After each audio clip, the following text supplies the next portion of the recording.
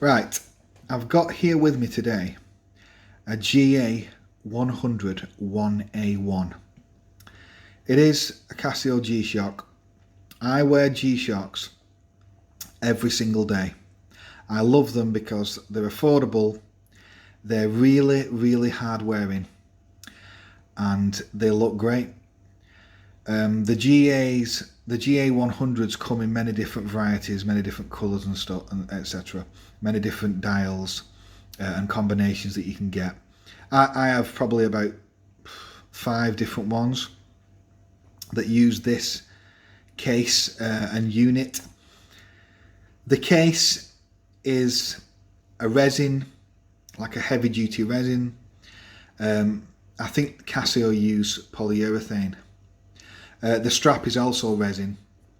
They're a really nice plastic strap. They're really comfortable, but they're also strong and, from my experience, very durable.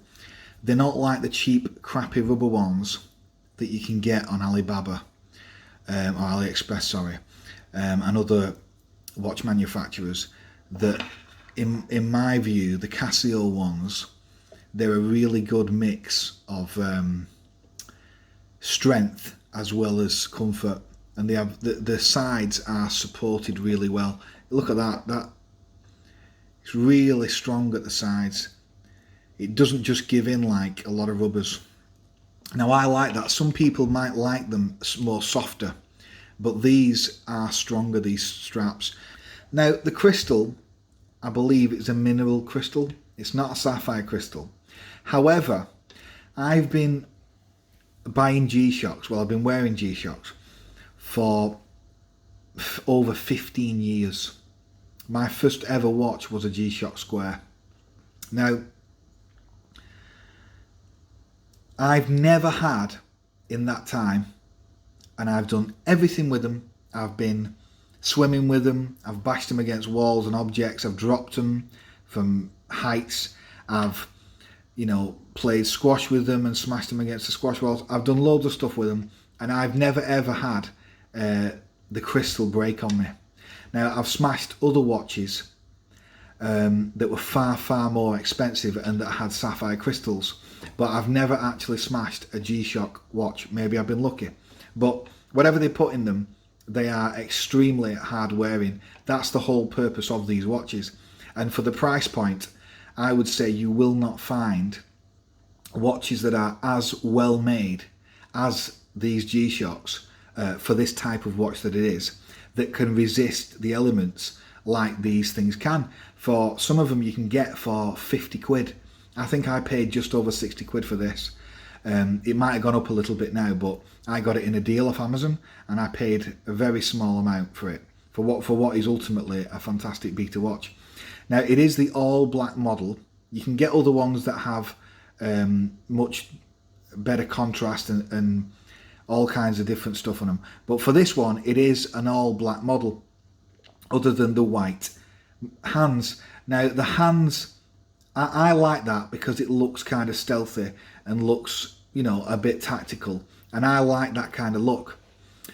Also, the hands, with them being white, obviously contrasts very well with the dial, and so it doesn't need the markers to tell the time.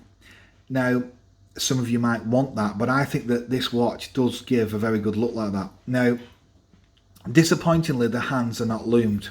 The hands should be loomed in my honest opinion, but obviously they cut corners somewhere and they're not loomed. Now the back, it is an analog digital watch, so there is actually an analog a digital display behind behind those sub windows. But I'll be honest with you, the Casio's negative displays, they are not the best. They are not the most legible. And I didn't buy this watch because it was analog digital. I'll be honest with you, I couldn't care that it was analog digital. I only care about the hands and the face, basically. I don't care that it has the digital function because I never use it. For this type of watch, I don't care about the stopwatch and, the calendar and all that stuff. I'm just not that bothered about it. I just like it because I can simply tell the time. I've got my phone for all that stuff. Now, having said that, you know, it does have all those features if you do want that. It fits really good. Let's just put it on my wrist. I've got over 7-inch wrists, so I'm quite a big guy, and it fits really well. It is a big size. I'll post the spec below. It is a large diameter, but on my hands, on my wrists, it looks proportionate. And the strap, because it's so light as well, this is what I like about these G-Shocks. They have all this performance, but they're in a light case and a light watch. And so, you know, they stay in position. They're very, very comfortable. This strap is probably one of my all-time favourite Casio straps, and even though it's on one of the cheaper models. You know, you can get very expensive watches that have rubber straps that feel absolutely terrible, and yet you can get a watch like this. But to be fair, a lot of that is to do with the fact that the watch is still light. If the watch is very top heavy and you put it on a rubber strap or a NATO strap, it can make the watch move around a lot, and I don't personally like that. I like my watches to stay in place. The watch does have 200 meter water resist, as the majority of G-Shocks do have. But as a downside, there's two things. One, the light is a pile of crap. I mean, yeah, it seemed very cheap, and it doesn't significantly light up the dial. And the LCD window do not get lit up when you click the light button, disappointingly. Maybe that's asking too much for this price point, but I think the backlight should light up. The sub window, sorry, should light up.